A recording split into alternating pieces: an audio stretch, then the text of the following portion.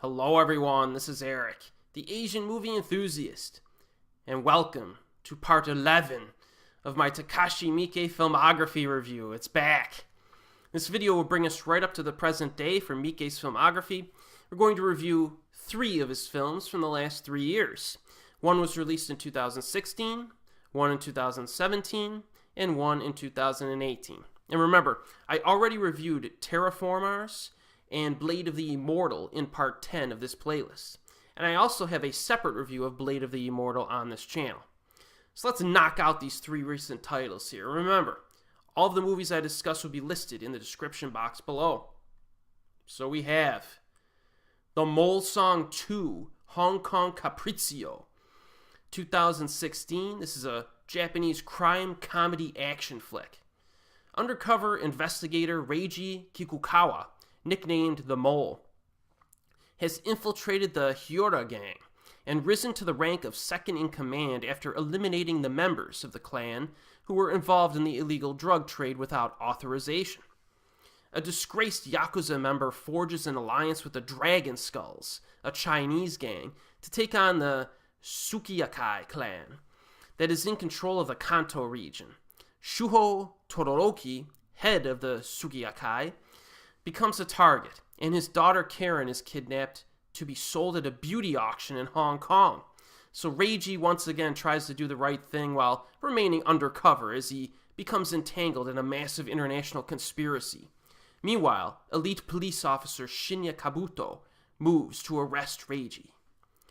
So this live-action manga adaptation opens with a crazy scene involving Yakuza, a helicopter, and a giant cage. It definitely sets a wacky tone right at the start, but that should be no surprise if you've seen the first Mole Song, or I could say, what is it? Yeah, Mole Song movie. It's kind of an odd title. This one follows right in step, but I think Hong Kong Capriccio may actually be funnier than its predecessor. Yeah, it does get goofy. This is a goofy, wacky film, but I think the humor works overall. It's not just people falling over one another. There's plentiful quirkiness and some funny lines of dialogue that you'll hear along the way. For example, I like the scene where the cops assign Reiji his next case, and they're kind of walking slowly backwards outside the prison while they're doing it. You have to kind of see the film to appreciate it, but I thought that was a pretty chuckle-worthy oddball scene. But there's no question that the comedy show stealer, the scene stealer, is Nanao, who must be one of the hottest women on the planet right now. I remember noticing her in First Class, the J-drama, and she was also in Gintama. Her role in Mole Song 2 is fantastic. She's great in this. She's just hilarious in this movie. There are 2 scenes that stand out. One takes place in a restroom, and another involves an animal. But she steals the show every time she shows up. And Miike definitely gave her, she put her character in the right situations for her to be memorable and impactful. So, yeah, she was probably my favorite thing about this movie. Now, like its predecessor, Mole Song 2 has some flashes of color. The lighting and outfits are particularly eye-catching, which is a nice bonus. Ikuta is good in the lead role. He's able to be wacky without too annoying. That's kind of important in a film like this. Eita plays the cop who's after our protagonist. And Shinichi Tsutsumi returns as well. I love that guy. Now, in terms of action, we get a few fisticuffs along the way. Pretty good stuff. Obviously this film isn't, how can I say this, deep, or you don't have really good character development or stories or anything like that in this, but it's probably still an improvement over its predecessor, and it's fun to watch. I had fun while watching this movie. It's primarily for fans of wacky Yakuza humor, I guess you could say. But yeah, this movie's pretty charming. I liked it quite a bit. So the availability of this is that it's available on Region 3 DVD with English subtitles. It's true for all the movies I'm covering tonight. Our next film, JoJo's Bizarre Adventure. Diamund is Unbreakable, 2017. This is a Japanese action drama. A dude with superhuman abilities crosses paths with a water-based killer and some other baddies. So in the fictional town of Morio, Josuke is the illegitimate son of Joseph Joestar.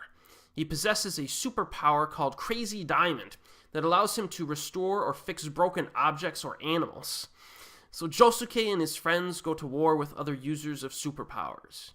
So this live-action manga adaptation has a good cast. Kento Yamazaki played L in the Death Note live-action J-drama. Did a good job, in my opinion.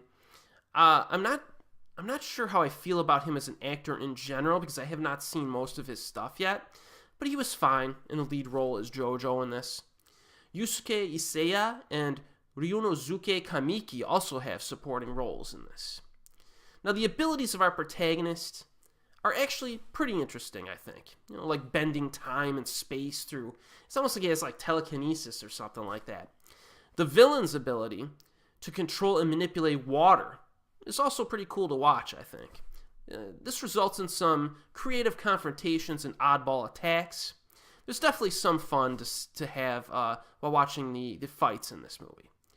A problem arises, however, during the second half, when these confrontations are simply stacked back to back to back.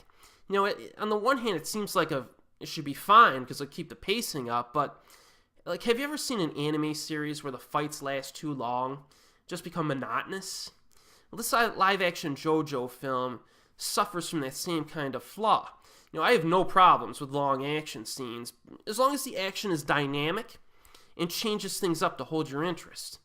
The fights in this movie usually take place in like a single interior location, which makes them seem kind of small and static when they last as long as they do here.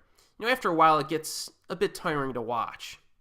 It does not help that there's no proper build-up or anticipation to some of these fights as well.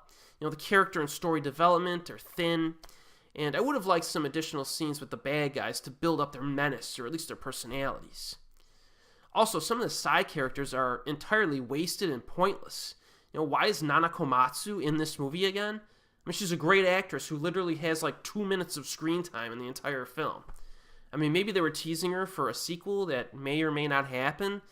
I disagree with that decision, that scriptwriting decision. But there are other aspects in the movie that were fun, like the hairdos and fashion sense and stuff like that. Some of the aesthetics are pretty neat. But in the end, this live-action JoJo film it's kind of a fluff piece, at its best. Take it or leave it, I would say, but it should be a lower priority for those of you who want to explore this director's filmography, so it's okay. The availability, again, Region 3 DVD with English subs. And our third and final film this evening has a premise that is fantastic. Fantastic premise. And that is Laplace's Witch, 2018, a Japanese drama mystery. An environmental analyst is asked by the police to determine if 2 deaths by hydrogen sulfide poisoning are an accident or a murder. But when he meets a young woman at both sites, a scientific mystery begins involving Laplace's Demon, a theory of causal determination that results in the ability to predict or perfectly control events. So in theory, if someone knew the position and momentum of all atoms at any point in time, they could predict all future events. And this protagonist soon meets a girl, played by Suzu Hirose, who may have that ability. So this film is a premise, again, very cool. It's definitely one of the more potentially interesting films in recent memory, if only for the pure potential of exploring those interesting ideas. Even more exciting is how the film could showcase this theory in practice. So, for example, very early on we see Hirose sitting at a table, and a kid spills his orange juice or something, right, on the table. And she's looking, and she moves her cell phone in like an awkward position on the table.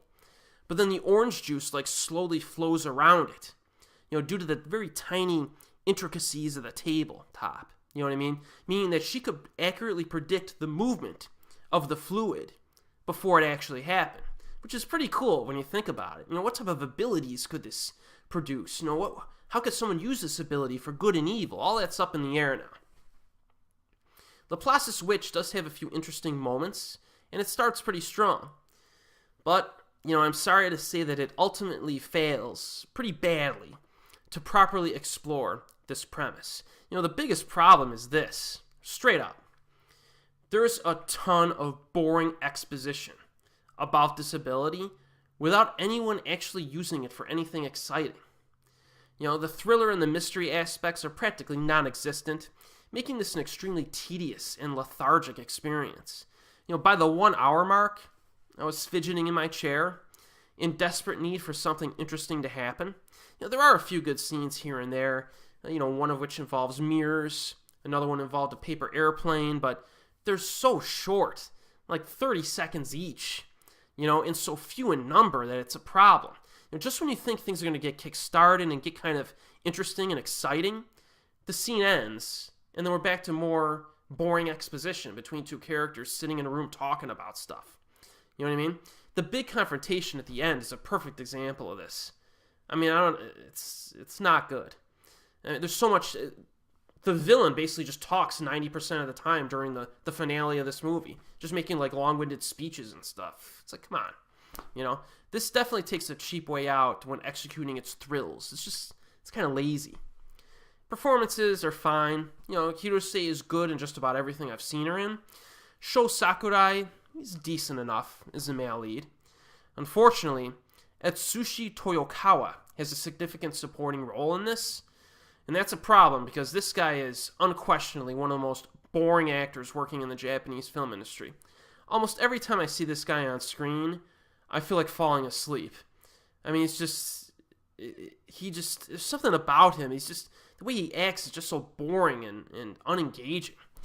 Taking Laplace's Witch as an example, the pacing in the film is pretty good during the opening half hour, and then this Toyokawa guy shows up and in like a hospital scene, and everything just grinds to a halt. I'm just like, man, can we get this scene over and get back to the main characters? So, yeah, he's a problem in this. So Laplace's Witch is, overall, it's pretty tedious stuff. I can't recommend this movie. It's not good. The ironic thing is that Miike already made a science movie back in 2008, I think, with God's Puzzle, which was more interesting than this flick. So, yeah, this is one you can skip unless you're a completist. I think it's available, Region 3 DVD with subtitles. So we had a mixed bag tonight. A mixed bag of titles. One was legitimately entertaining, one was a fluff piece, and the other one was tough to sit through. But what does Miike have on the horizon? Well, apparently, and this was just brought to my attention a few weeks ago, it's a film called First Love that is set to release this year, very soon at possibly the Cannes Film Festival. The website Variety reported the following. The film is set during one night in Tokyo, and it follows Leo, a down-on-his-luck young boxer who meets his first love, Monica, a call girl and an addict, but still an innocent person.